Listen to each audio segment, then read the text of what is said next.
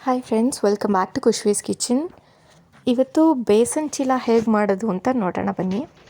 ಇದನ್ನು ಮಾಡೋದಕ್ಕೆ ನಾನಿಲ್ಲಿ ಒಂದು ಬೌಲ್ಗೆ ಸಣ್ಣದಾಗಿ ಕಟ್ ಮಾಡ್ಕೊಂಡಿರೋಂಥ ಅರ್ಧ ಟೊಮೆಟೊ, ಸ್ವಲ್ಪ ಕ್ಯಾಪ್ಸಿಕಮ್ ಕಟ್ ಮಾಡಿ ಹಾಕ್ಕೊಡ್ತಾ ಇದ್ದೀನಿ, ಮತ್ತು ಆನಿಯನ್ ಹಾಫ್ ಕಟ್ ಮಾಡಿ ಹಾಕ್ಕೊತಾ ಇದ್ದೀನಿ. ಇದಕ್ಕೆ ಹಸಿಮೆಣಸಿನ್ಕಾಯಿ ಒಂದು ಸಣ್ಣದಾಗಿ ಕಟ್ ಮಾಡಿ ಹಾಕ್ಕೊತಾ ಇದ್ದೀನಿ.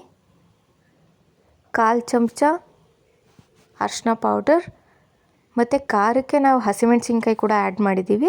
ನಾನು ಸ್ವಲ್ಪ ಇಲ್ಲಿ ಅಚ್ಚ ಖಾರದ ಪುಡಿ ಆ್ಯಡ್ ಮಾಡ್ಕೊತಾ ಇದ್ದೀನಿ, ಮತ್ತು ಸ್ವಲ್ಪ ಧನಿಯಾ ಪೌಡರ್,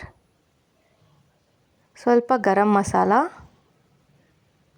ರುಚಿಗೆ ತಕ್ಕಷ್ಟು ಉಪ್ಪು, ಇಷ್ಟನ್ನು ಹಾಕಿ ಚೆನ್ನಾಗಿ ಮಿಕ್ಸ್ ಮಾಡ್ಕೋಬೇಕು.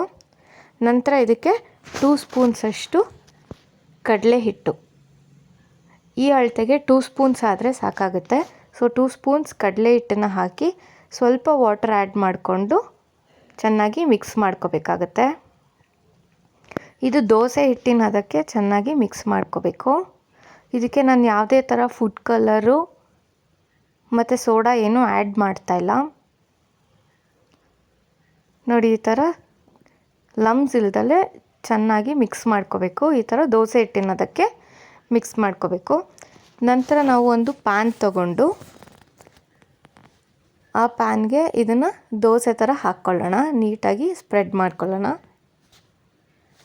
ಇದಕ್ಕೆ ಮೇಲೆ ಸ್ವಲ್ಪ ಆಯಿಲ್ ಹಾಕ್ಕೊಂಡು 2 ಸೈಡು ಬೇಯಿಸ್ಕೊಂಡ್ರೆ ಬೇಸನ್ ಚೀಲ ರೆಡಿ. ಇದು ಪುದೀನ ಚಟ್ನಿ ಜೊತೆ ತುಂಬಾ ಚೆನ್ನಾಗಿರುತ್ತೆ. ನೀವು ನಿಮ್ಮ ಮನೇಲಿ ಟ್ರೈ ಮಾಡಿ ಹೇಗೆ ಬಂತು ಅಂತ ನಂಗೆ ಕಮೆಂಟಲ್ಲಿ ತಿಳಿಸಿ. ಸೊ ಇದು ಒಂದು ಹೆಲ್ದಿ ರೆಸಿಪಿ, ಚಿಕ್ಕ ಮಕ್ಕಳಿಗೆ ಕೂಡ ಕೊಡಬಹುದು. ಎಲ್ಲ ಥರ ವೆಜಿಟೇಬಲ್ಸ್ ಕೂಡ ಇದರಲ್ಲಿ ಆ್ಯಡ್ ಆಗಿರುತ್ತೆ. ಸೊ ವೆಜಿಟೇಬಲ್ಸ್ ಡೈರೆಕ್ಟಾಗಿ ತಿನ್ನಲ್ಲ ಅಂದರೆ ಈ ಥರ ದೋಸೆ ಮಾಡಿಕೊಟ್ರೆ ಮಕ್ಕಳಿಗೆ ಕೂಡ ಇಷ್ಟ ಆಗುತ್ತೆ. ನೋಡಿ, ಈಗ ಕ್ವಿಕ್ಕಾಗಿ 5 ಮಿನಿಟ್ಸಲ್ಲಿ ಬೇಸನ್ ಚೀಲ ರೆಡಿ ಆಗೋಯಿತು.